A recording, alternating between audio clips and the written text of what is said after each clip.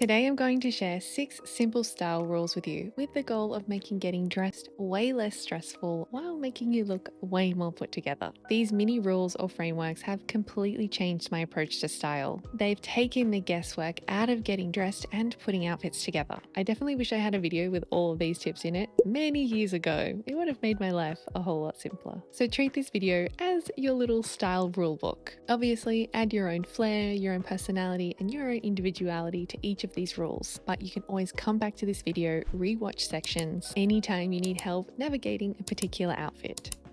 Rule 1, the hero item. Aside from my pajamas, I don't think there's a single outfit I wear that isn't influenced by the hero rule. The hero item is the one piece of clothing you start out with that acts as the anchor for your whole outfit. I'm sure you've had the experience before of going to your wardrobe without any purpose or direction, pulling out 5, 6, 10 items, then randomly and frantically trying all of them on, hoping some combination of some of them work. It is the epitome of a guessing game. It leads you to feel frustrated and confused. A better approach is actually to start with the end goal in mind. For example, what do you want your outfit to say, represent, highlight, or emphasize? Once you understand that, you can choose your hero item out of your top, your pants, your skirt that specifically adheres to and achieves the goal. Then you build the rest of the outfit from there. This removes the overthinking and the intense indecision that comes with figuring out what items to pair together. It actually becomes a process of elimination of what won't work because it will clash with the hero item. So you significantly reduce your pool of options, so it makes narrowing down your selection process for the rest of the outfit much, much easier. A simple way to think about this is to compare your hero piece to a beautiful piece of art. That piece of art is the star of the show. It is the main attraction. But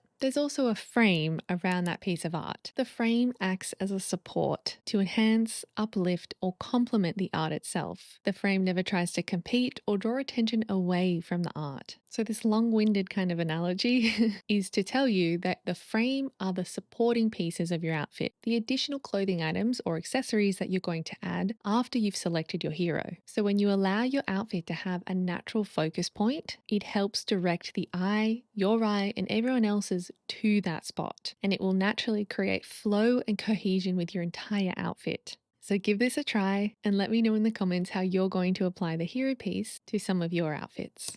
Rule 2, color theory. Using color theory is one of the greatest style hacks you will ever learn. It is simply applying a century-old practice that artists, designers, and creatives have used to make their art look truly beautiful, intentional, cohesive, and magnetic. And it comes down to learning a few simple yet key color combinations based on the color wheel. This will probably send you down nostalgia lane back to your art class from primary school. Understanding these few key principles of what works together naturally and what doesn't, you will look at your wardrobe completely differently. You won't see colors as a mystery anymore, but a clue for what goes with what. So here are your 4 main color categories. First, analogous colors. These sit next to each other on the color wheel, like olive, khaki, and sage. They will create a soft and harmonious look, and they're often great for creating calm and elegant outfits. Secondly, you have complementary colors. These sit opposite each other on the color wheel. Think navy and rust or green and pink. These create a bold but balanced contrast. Thirdly, monochrome. This is one color in different tones. Think beige, caramel, and cream. They tend to create clean and super cohesive outfits. Then finally, you have triadic colors. These are 3 evenly spaced hues on the color wheel, like red, yellow, and blue. These tend to create outfits that give the appearance or make you feel high energy, playful. It's a great approach to use when you're trying to mix different bold colors together. When you put your outfit together, you can refer to these color groupings to guide your item pairing. This is a foolproof method. I'd be curious to know if anyone else has used color theory in their outfits. So let me know below and what color combinations you love. By the way, I will put a link in the description for the Canva color wheel. This is an easy, great tool that you can use. Then you can see how different color combinations work together, and you can reference this next time you're getting dressed and you need some help with your color pairings. Moving into rule 3, personal style signatures. This rule is all about leaning away from trends and leaning more into your own personality. Trends do two unfortunate things. They blunt our style because we end up wearing what everyone is wearing all at the same time. Ironically, trending and stylish items end up making us not look or feel that trendy or stylish. Because when everyone we know or all we see on our feed is the same item or the same style, it doesn't create anything memorable, unique, or distinct. Secondly, they trap you into a wardrobe full of random items that have a lifespan of about 1 month. Not the most ideal way to build your wardrobe. The better approach is to develop your style signature. This is essentially your visual signature, your own visual language, elements that make your outfits unmistakably you. Others could repeat it because it's your signature developed by you. It will never quite look the same on others because it's your own personality, it's your imprint, it's your essence that truly brings it to life. Style signatures make it easier to get dressed because you're no longer guessing what will work on you. You buy into items that are already validated. They're like little shortcuts because when all else fails and you're stressed over your outfit, you can simply return to your signature. A really simple way to approach this is to first start saving images of outfits that you genuinely love.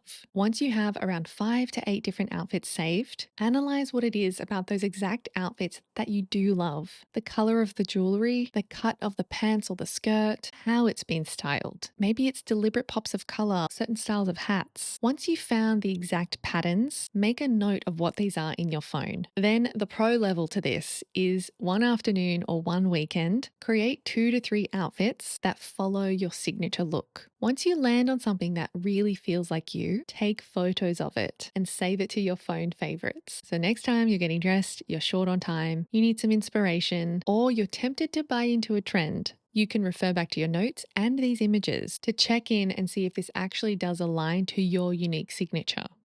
The next rule, the texture rule. So if you want to create an easy outfit within a few minutes, simply match or repeat the textures in that outfit. It is a simple and powerful way to make your whole outfit look more stylish, more cohesive, more balanced. For example, matching your textured leather or faux leather shoes with a textured leather bag, or your ribbed top with a ribbed hat, canvas shoes with a canvas look bag. It is these simple and subtle design choices that make your outfit look really stylish without being overdone. You know, when you want to look like you put in effort, but not look like you put in too much effort. Texture creates something else that not many people are aware of in outfits, and that is rhythm. Rhythm is the equivalent to watching a beautiful flowing stream of water. It creates a peaceful and harmonious feel. There is a natural flow and a natural visual linking to the whole outfit. Texture also does something else. It helps you create a timeless wardrobe. And here is the pro tip as well. If you are trying to rebuild your wardrobe right now or create some cohesion with what you already own, you don't have to buy a whole bunch of new stuff. Instead, analyze your wardrobe and uncover what textures you already own. Maybe you have a lot of ribbed tops or pants, a lot of faux leather, or various styles of linen. Now you can buy 1 or 2 accessory items to match your existing textures. This will instantly create a few matching sets and outfits that will help you match the items together of what you already own.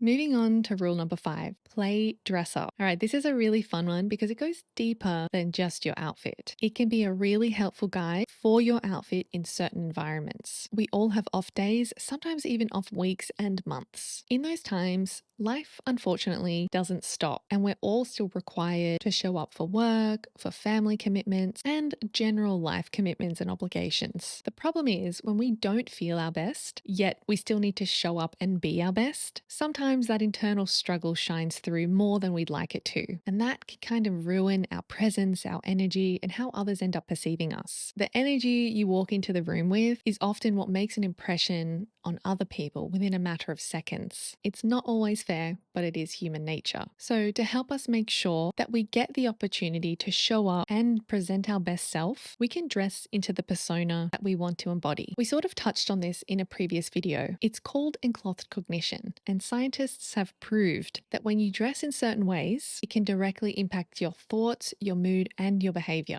We can use it to our advantage at times and obviously not something to overuse or abuse. For the times when you're just not feeling 100%, dress in the style or the outfit that helps you embody the energy you want to feel or the perception you want others to have of you. For example, if you want to practice being more approachable and engaging in social settings, but you feel kind of shy, a little reserved right now, then you can use the power of an outfit, like something with a lot of vibrant colors, or something that's nice and flowy, feels very welcoming, is kind of soft and calming, or even wearing an outfit that is the total opposite of what you would normally wear. This basically helps you get out of the familiar pattern of being shy and reserved in social environments. It cues your brain to help you step into a more full version of yourself, to start generating feelings that are associated with someone who is more confident, who is more engaging, who is more approachable in these social settings. It can also be a nice jumpstart to switch up your outfit completely if you're going into a familiar social setting that you always go to and you know that you're always perceived as being the shy, reserved person. Sometimes just creating that little switch is all it takes for people to start engaging with you differently. And engaging with you differently might be what you need to help bring the best, most charismatic versions of yourself out. So unfortunately, whilst we do live in a world that often judges us before we get the chance to speak, this little rule or framework for dressing can be a bit of a way to override that so that we do get a chance to shine and share our valuable insights and personalities with the world around us. We're losing sunlight. So lastly, rule number 6, the 3-color rule. As we already know, color is super important in creating easy, good-looking outfits, but it does go one step further. Instead of randomly adding a whole bunch of colors or getting stressed over color, we can pause and apply 3 colors max to your outfit. What this does is create nice visual repetition and consistency and prevents your outfit from looking chaotic or messy. It gives purpose and intention to your item choices and creates a decision-making framework for you. Once you have selected your 1 color, you simply have up to 2 more to then add. Rather than thinking you have an endless scope of colors, you just cap it at a maximum of 3. A small nuance with this is that neutrals are often referred to as half colors. Neutrals being white, black, gray, and can also include beige. So that means if you are wearing black, red, white, and yellow, you are wearing 3 colors because the black and the white are considered as neutral and they count as 1 color because each of them are half a point. As opposed to something like purple, orange, and green, you would be wearing 3 solid colors. There are no neutrals there are no half colors. You might be wearing beige, white, and black. So in that outfit, you're technically wearing 1.5 colors.